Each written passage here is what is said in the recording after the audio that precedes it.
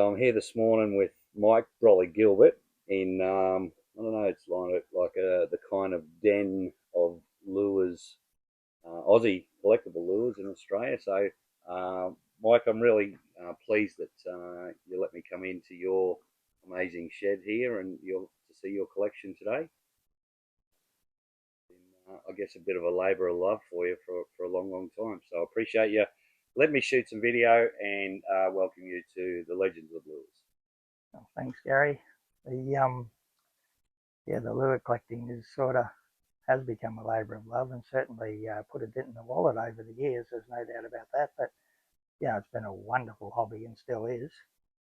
But probably one of the things that stands out most to me is I've made a lot of wonderful mates with this hobby of lure collecting. I've met people from all over the country, and some have just become wonderful mates, good fishing mates, and good common interest in collecting lures. I've done a few trips to New Guinea, and if I didn't meet Barry Cross, it probably wouldn't have happened. Yeah. Good mate Simon Bruce from Western Australia. We catch up. Usually just to go fishing. We'd fly over and we'd go fishing. And wouldn't have met him if it wasn't for lure collecting. Mate Rob Dunn. Like people from all different walks of life, and fishing and lure collecting definitely has become that real connection. I think is probably the best way to describe it. Not even that, I suppose. Sometimes just when you get together and you're sitting around a campfire. Oh, absolutely, and campfire is good for getting people to open up about their thoughts. Not many people in a group will sit by a campfire and leave one person do all the talking. Everyone's got something to add. And often ends in a debate. But whether it's lure related or fish related, campfires are almost mandatory sometimes to get people just to relax and open up. Of course, I love my camping is very closely associated with the fishing, and there's no doubt that you're going for a day's fish and sit around a campfire, and you certainly discuss lures. It's inevitable. Lures is predominantly the way I fish anyway. That's definitely a common denominator is lures when it comes to fishing. Nowadays, obviously a big push with plastics, but I'm a little old school, and while I certainly enjoy to fish with plastics, my love is very much timber Australian made lures, and certainly molded lures as well. I collect a little bit of everything, but I found out a long time ago I can't collect everything. I tried to collect everything, and I think back to when I first got into collecting lures, would have been mid to late 80s. I never even owned a lure other than metal slices I used for throwing at tailor, off the beach and off the rocks. And my work colleague at the time, Neil Schultz, he was the only guy I knew that really fished with lures back then in the mid 80s, and he gave me a lure, and we went cod fishing, and I thought, well, gee, I caught my first cod, and I thought I got to get some more of these. But I think, and whether that was because we had to travel through Tenterfields, I think that was where I first thought, well, hang on, these are the lures I want to collect from the Tenterfield region, and good cod catching lures, So I was literally hooked, and once again, every trip we did, I'd go through Tenterfield, and then I started gathering Peter Newell lures, which is still the brand I favour to collect. There's probably have quite an extensive collection of Peter Newell lures, and as always happens, you have a bit of success on a lure, so you buy an extra one or two, and you always buy more than what you need. And so in the early stages, I considered it as gathering lures rather than collecting lures, but it soon became obvious that I couldn't use all the lures that I kept buying. But that was where I got started, I think, in going through Tenterfield and buying Tenterfield lures. And oddly enough, RMG lures featured prominently in my early collecting. But once again, you get to the stage where, you just can't collect everything. So for whatever reason, I had a bit of success on Peter Newell lures in the 80s, and more towards the late 80s, I started gathering a lot of Newells. certainly into the 90s, and I guess I haven't really stopped. Obviously, I still collect newer lures, not a lot of other stuff. In more recent times, I have an interest in Paul Neller's lures, just for another brand out there. And I've collected literally hundreds and hundreds of custom crafted lures. And I think most people start collecting what they have success on, I think, in their early fishing. And for me, I had a lot of success on the OGs and the custom crafted in more the local impoundments. So when I wasn't chasing cod down in the Tenterfield region, I was fishing Somerset Dam, and to a lesser extent, Wivenhoe Dam. But the success in the early days would have been custom crafted and OG. So naturally, they were a one that I collected. Certainly, my advice for anyone that's getting into collecting is, collect what you first started using, I think. And for people now, in this current era, a lot of people are collecting plastic lures or molded lures because that's what they were introduced to, and I kind of get that. But I think if I had one gripe about the lure collecting industry or fraternity, I'd like to see more people focus on the history of Australian lures. That should lead them back to the earlier made timber Australian lures. I think not enough people nowadays are focused on that, and certainly it's an era thing. People my age, well and truly on the wrong side of 60. We fished with timber Australian made lures because that's what was available to us and that's what worked. But again, the later collectors and the younger collectors, want to collect, molded stump jumpers, just as an example. Nothing wrong with that, but I would like to see more people pursue the interest and the history of Australian-made lures, and hoping that would lead them back to, collecting some of the earlier made timber stuff. But yeah, look, everyone collects for different reasons, and certainly for me, obviously it was, I gathered, certainly well in excess of what I needed.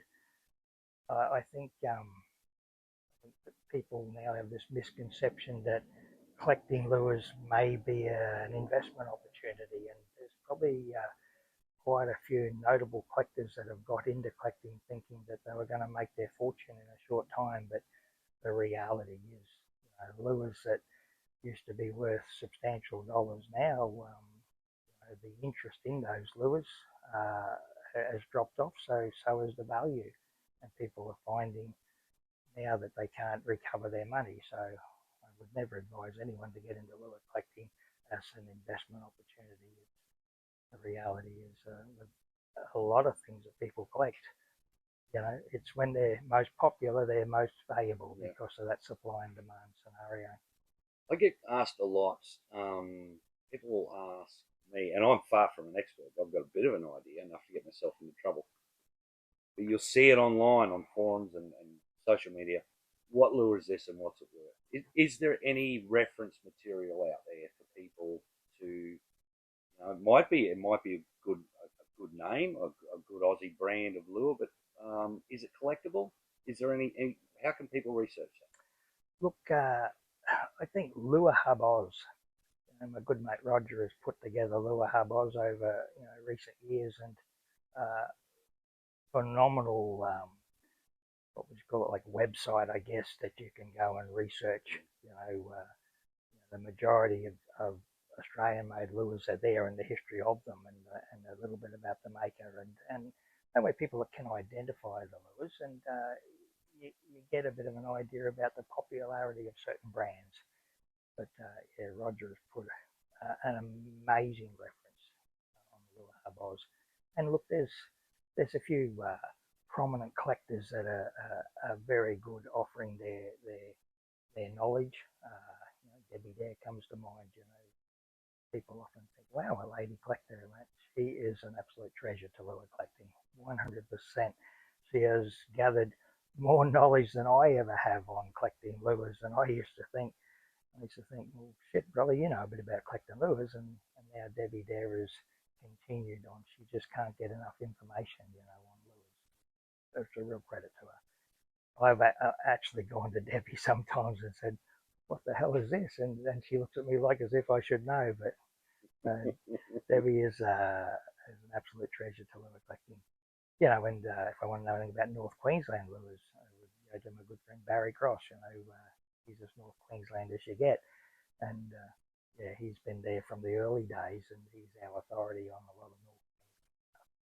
And I think every region, you know, has somebody in there that tends to you know, almost have excessive knowledge of that area. And for me, it's more the southeast Queensland region, for example, and a little bit into northern New South Wales. You know, we've got certain collectors that would know more about the stuff from our lower states, but yeah, there's definitely a wealth of knowledge out there. But to answer your question, Lure Hub Oz is where Yeah. I would direct people. Yeah. And have you got any tips for someone that wants to get into collecting lures? Like they appreciate it, what they are. How do they kick off?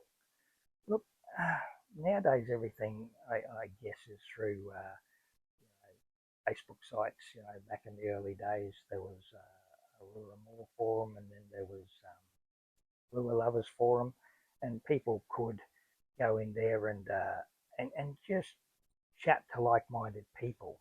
But for people to identify what's collectible, I think becomes more of a personal preference. You know, generally, like I said earlier on, I think it's what people started fishing with, that they had a bit of success, or they might know a lure maker, and so they start collecting a few of their lures. You know, they give them lures often to trial and see how they go. And if they have some success on, of course they want more. But identifying collectible lures is again, more of a personal preference. You know, everyone has a different influence. You know, in my case, once again, it was a work colleague that gave me a lure. I had some success on, and then I couldn't get enough of them. Before I knew it, I went from gathering a few to collecting a lot. But for everyone, I think if there's a particular lure that they just like the look of, they need to do some research on it, and then find a little bit about the maker, and hopefully they'll fish that brand and have a bit of success on it.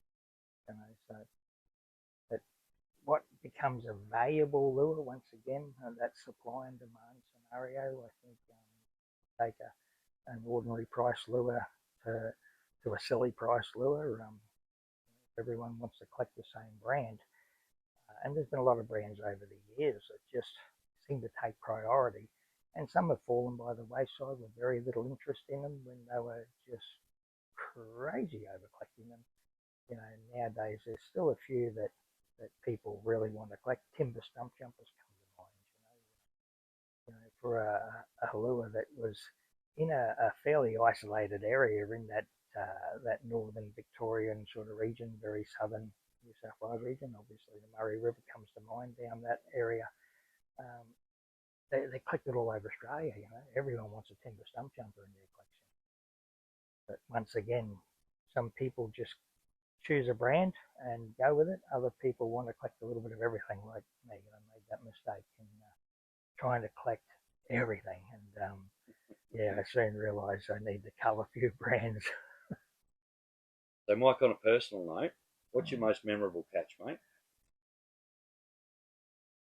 Look, I think, oddly enough, my most memorable catch was actually caught really by my son when he was a young fella. He caught a lot of big 5 kilo yellows, and that was back in the answer days too, catching them on 3 kilo, 3 and 4 kilo mono. And my most memorable catch was actually caught by my son. Um, in the fact that we seem to pull big yellows out of Somerset, and to a lesser extent even Moogra Dam. But young Benny, he had a habit of catching the biggest yellows, and I remember he caught the biggest yellow in a Leslie Dam competition. 3.8 kilos. That's huge for Leslie Dam. So my most memorable catches weren't actually caught by me. I was sort of part of the capture. Usually I was the guy on the net thinking, how the hell does this kid keep doing this? I can't even catch fish like this. And look, I've been blessed and lucky enough to catch a lot of nice fish myself. But once again, as far as memories go, memorable. Be watching my son achieve what a lot of his friends just only dream of. And to his credit, he still goes fishing every second week and loves his fishing. I don't get him quite often, but anyway. And yeah, if you had to pick just one colour lure and fish with it all day, what colour? Green. Green. It ain't chartreuse? Yeah, look, yeah. It just works. Look, there's always been this, and I call it a misconception, bright day, bright lure, dull day, dull lure. But if I could just have one colour, it'd have some green on it. And yeah, look. What about collecting sets? Yeah, look, I'm very much a sucker for sets. If you scan around the room, you'll find a lot of box sets up in the house, which not many people, I guess, get to go up there, but certainly up in the house, I've got a lot of one-off stuff on stands and on display. Huge amount of reason. It's a bachelor's pad, I guess, but I love stuff that has something displayable about it, whether it's in a box set or whether it's on a timber stand. The little makers caught on very early in the piece that if they could make something that's displayable, they could put a premium price on it. And lure collectors love display pieces. I certainly love display pieces. Once again, up in the house, it's covered in display pieces. But box sets, I think the beauty of box sets is sometimes you get to really appreciate the work of a lure maker, and in various configurations of how they sell the package, in different shaped boxes. I've got old mate Jamie Flatt, made this little boat shape, in the mud eyes. No one's quite done something similar, but everything seems to be a symmetrical rectangular or square box. But lure makers, they know they've got a good product when they make a set, because they know that they're saleable. People are really drawn in by a collector's set, because usually ensures they don't break into that set and fish with those lures. Display piece for fishing families. A lot of people have enlisted lure makers to make something special for them, whether it be for someone's birthday, someone's anniversary, or wives have contacted lure makers and want some nice piece made for their husband. Yeah, seen that a few times. Yeah, and rightly so. I kind of get it. Most blokes would probably just more fishing time, just saying. But yeah, look, I am a real sucker for display sets, display pieces.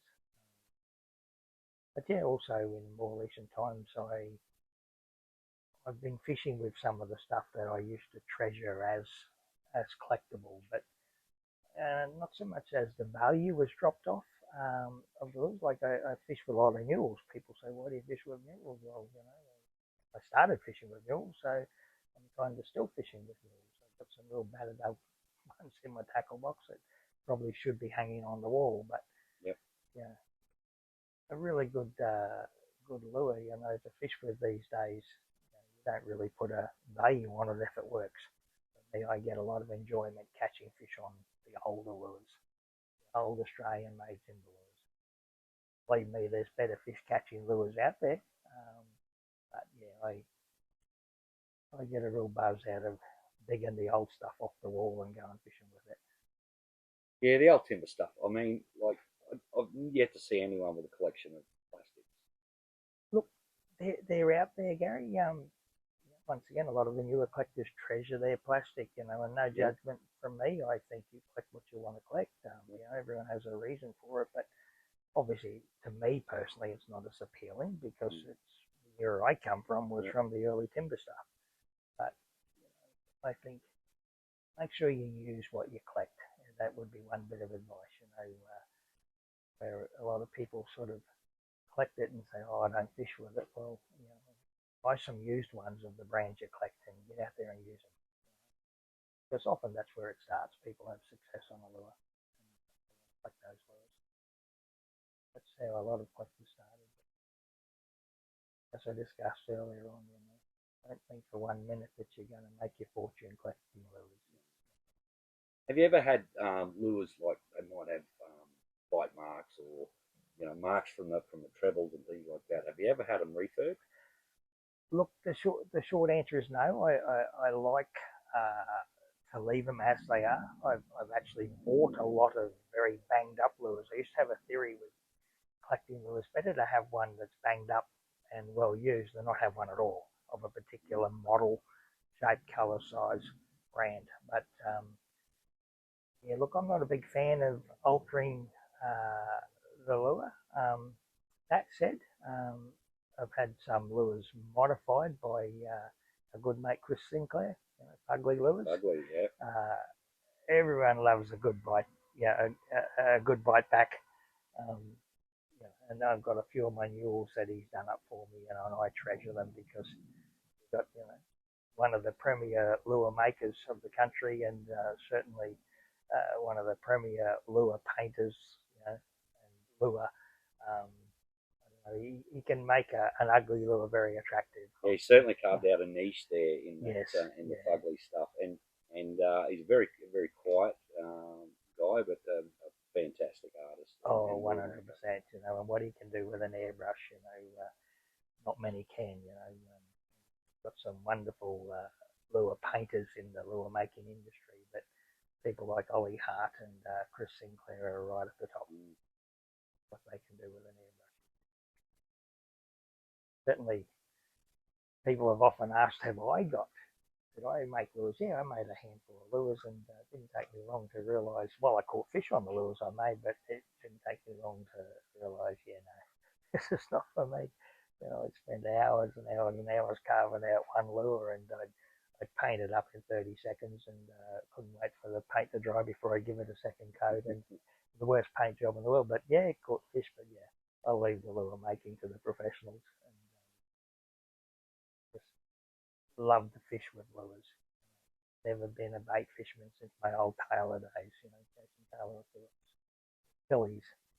Didn't take me long to realise you could catch tailor on, bits of plastic and bits of metal, and so I put bait fishing behind me many, many years ago. Not to say I wouldn't chase a whiting on a worm or something like that. Just recently, as much as I had to admit it, I chasing carp on corn, caught some kick-ass bloody carp, 80 centimetre carp, mind you, big carp on corn. But I didn't consider that bait fishing, like the corn come out of a can. But if I could have caught those carp on a lure, I would have. Lure fishing. And cases like we can see up behind you there, and I'll show everyone in the cutaways. You've got a big cabinet up there with Peter New Kadaitcha collection, which is just insane. I'd see, like at the Lure Expo over the years, you put a few different cabinets of different lures together at the stage. Obviously, a lot of work getting one of those made. Obviously, they're not an off-the-shelf thing you can buy. So, did you make that one that we can see there, or did you get it made? No, I made that one, and I've probably got a much better example of a big nude display upstairs in the pool room, double the size of that. And yeah, a lot of people said, "Who made your case?" And I have to say, I made it right from scratch. And but yeah, I'm not good at it. Hopefully, people just focus on the lures, not on the quality of the case. But yeah, I've made all of the cases that I've displayed lures in. And like I say, I can pick a few flaws with the cases, but the reality is the lures are what's on show, not the cases. But yeah, you're right there. There's nothing really readily available. Good guy, Bill Horsnell, Bill's Boxes, he'll make up cases for people, which, to whatever they want. And old Bill's still going, phenomenal talent in making lure cases and boxes. Such a lovely guy too. And an absolute champion. So like I say, there are avenues for people that aren't handy at making their own cases. I've obviously made them out of necessity because I simply, back then I couldn't buy what I wanted. no cabinet maker, that's for sure. And this whole lure room, was just a shed, and I sort of threw together some pegboards, which people ask me a lot, how do you display your lures? And I've just found pegboard is the best bang for buck in displaying them. I'm a hooks on guy. Always been some debate among lure collectors about should hooks remain on. Yeah. And look, yeah, I've damaged some lures by leaving the hooks on, but I always likened it to buying a car with no wheels. Like I want hooks on my lures. I don't want to collect cars and put them up on blocks with no wheels. So yeah, very much, and I try to have the hooks on that they were sold with, but in a lot of cases, sometimes we buy lures with no hooks and we put our hooks of choice on. Certainly a lot of lures I fish with, I change the hooks out. And that's pretty common. Definitely pegboard as the best carriage for displaying a lot of lures. And off shot here, off to the side, I can see piles and piles of like plano boxes loaded. So I look over there, and that's not even a scratching of in the shed behind me, behind the wall. There'd be 120 of those boxes full of lures, and probably there'd be another 50 of those boxes upstairs full of lures, plus cardboard boxes. I honestly would have 5,000 lures upstairs in the house that sometimes don't get to see the light of day, but eventually I'll get it sorted, but I just don't have the display area. So, yeah, roughly what's in this room, I'd nearly have this many again, I would think, boxes. Which, any regrets, Mike? Certainly the same regret most people have in the early days with the Tenterfield lures, and the ones that proved, valuable collecting. Had plenty of opportunity to buy hundreds of them as opposed to dozens, and yeah, I certainly wish I would have bought a lot more. And once again, not for the value of it, but for the history of it. Every lure collector wished when timber stump jumpers were about in around 1990. I remember talking to Debbie Dare. She used to get timber stump jumpers sent up, and she'll say the same thing. She wished she kept dozens of them for herself. Oh, look, the Tenterfield makers, and there's a lot that in and around Tenterfield, but still fall into that category. And some of the guys from Inverell, for example, Rob Gaydon comes to mind, from Glen Innes. So, but we heaped them all together as Tenterfield makers because they were from that general region. That region was a good fish producing region too. A lot of cod caught from in around that area, but so many people from other parts of the country have learnt from those lure makers from that Tenterfield region. So many people started out, the Shane Murphys, Tom Barrett, obviously Whitty's lures. There's so many other brands that probably don't get the recognition that they deserve, but they all had an influence from the Tenterfield region. Certainly, like Don Lawson, it's just there's heaps of them.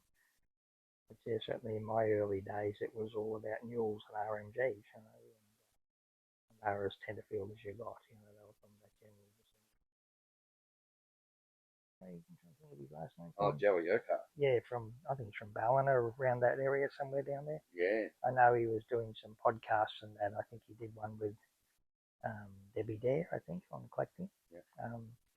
Yeah. One day, if he was interested in doing something like that, I would probably let him in here and then do that. But I'd probably rather have it done by you. Someone I've known for a long, long time. Joey's a good egg, good parent. His kids, his son, like. And I think he's making lures now, I do too, but like I always go and say g'day to little Joey, I call him. Well, Mike, I haven't been over for a little while, but always love coming to your shed. It's just amazing having a look at your collection, and that's only about half of what your lures. I know you've got more stacked in boxes everywhere. But mate, appreciate you letting me into your inner sanctum, and I'd like to welcome you to the Well, thank you for playing a part in the Australian Legends of Lures. Mate, anytime. The room's probably changed a little bit over the years, shifted stuff around and maybe hate admitting it. Maybe I've sold some stuff off to make room for other stuff, but yeah, sadly enough, the room is nowhere near the size I'd love. I'd have this many lures again stashed in boxes that I would love to get on display at some point, but can't allocate another bay of the shed because I've got too much other shit, too much other stuff in the shed.